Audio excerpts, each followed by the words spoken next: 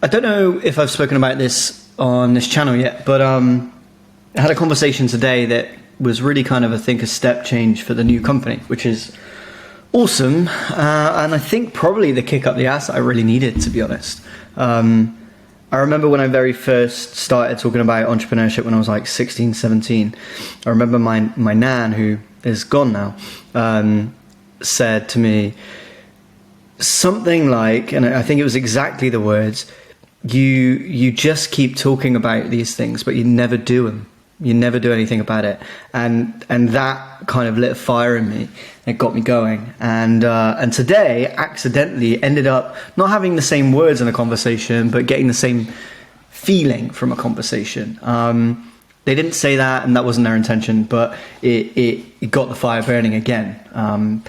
And let me walk you through what happened. Basically, I ended up getting introduced to a potential investor, someone who invests in companies to hopefully see a outlier level return later on.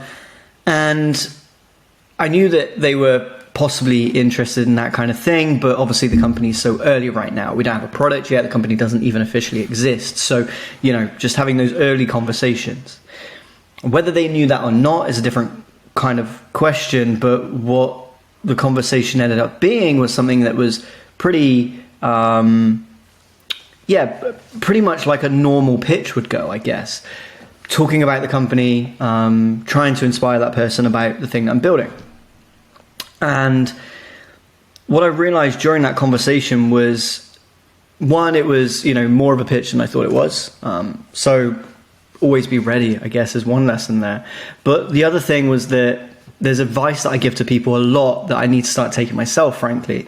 And in the interest of documenting this journey, I wanted to talk about how, where I'm at with that right now, and maybe look back on this in the future and go, wow, wasn't I naive and wasn't I way too humble? But I think that's a real challenge, right? Being a humble Brit, and we're naturally quite apologetic about the things that we're going to go and build. I say the word just a lot to try to, accidentally minimize the thing that I'm working on, which is not fair. The thing that I'm working on should be massive.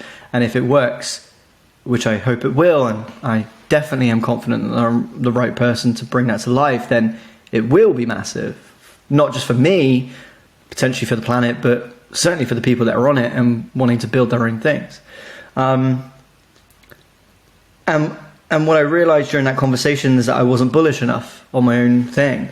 At the early stage of a startup journey, you have no traction. There's nothing, right? There is no company, there's no customers, there's no product. So you have to figure out how to get traction. What does traction look like even? Is it an email wait list of people saying they're going to use a thing that they might not ever use? Is it paying customers for a product that's not really very good yet? Is it, a letter of intent from a big partner that says they'll buy 1,000 things that may not actually be worth the paper it's written on? What really is traction at this point? Is it a WhatsApp group with people talking in it? Well, maybe that's happening, but it doesn't necessarily mean they're going to go and use a product that you're building. What you need is some semblance of some kind of traction. But before the company exists, you don't have that. Yet a lot of the time you might need a little bit of money from an investor somewhere who believes in you and the thing you're working on to be able to bring that traction to life, even that earliest amount.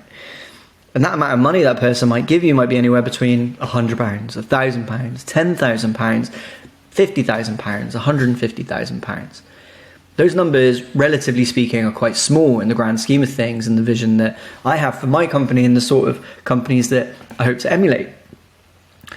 So what is traction then? How can I convince somebody that I'm the person they should be giving that money to work on something?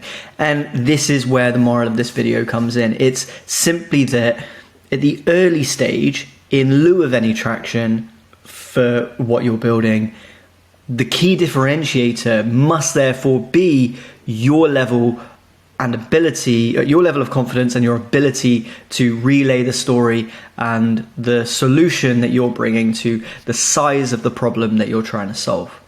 Indeed, that might be the main thing that affects everything as you attract talent, find customers and inspire them about what you're going to do for them, and find investors, in this case, to come on board and join the company. And we've seen that play out in real life. We've seen people raise money on a delusional level of confidence, crossing the line into, going too far with the likes of Sam Bankman-Fried recently, and Elizabeth Holmes recently, and many other historic examples.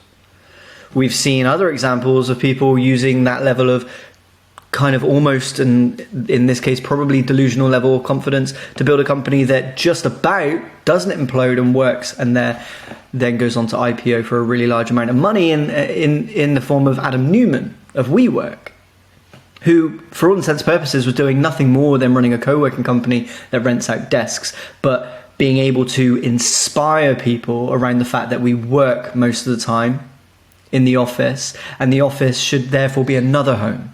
It shouldn't feel boring, and it should be about community.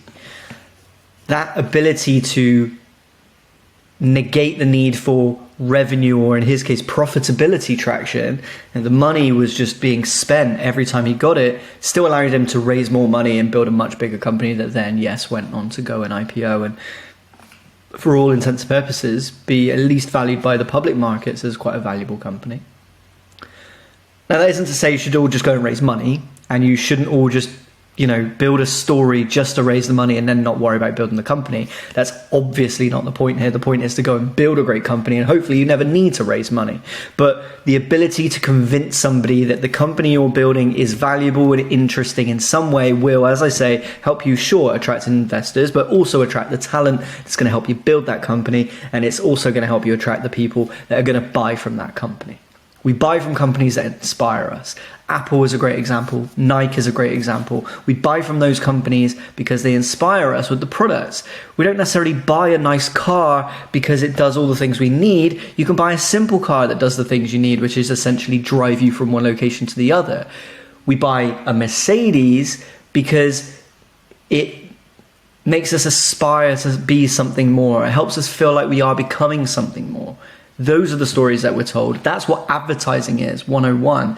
And so if you take that back to its purest form, and you starting with one idea and a bunch of people to convince, then it's your almost, hopefully not quite, delusional level of confidence that is going to be the key differentiator in making that happen. And by the way, this isn't a how-to video. This is more of a reminder to myself to drink more of my own Kool-Aid, right? Like, don't be apologetic about the thing I'm building. Take the humility and put it on the shelf and tell people what you're going to do. You're going to put a virtual co-founder in the pocket of every potential creator on the planet.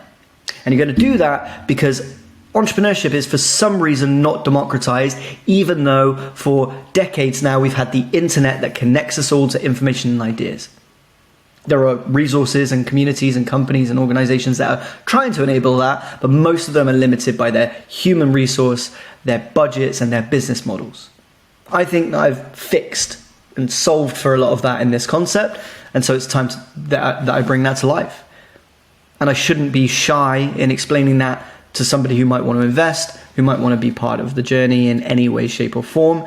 And the difference between me being apologetic about it and me being bullish about it will be the difference between somebody wanting to join the company as a partner, a co-founder, a team member, whatever. The difference between an early user saying, wow, this sounds amazing, versus, maybe I'll try it out next week.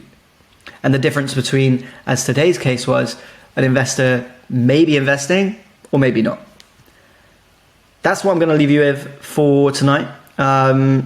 Me basically talking to myself again and saying, be more confident. Easier said than done, granted. But lean into it. Experiment with it, Give it a go and see what happens. You might be surprised. Thanks for joining me. I will upload one of these again soon. I'll probably be live streaming again soon. And I'll see you guys in the next video.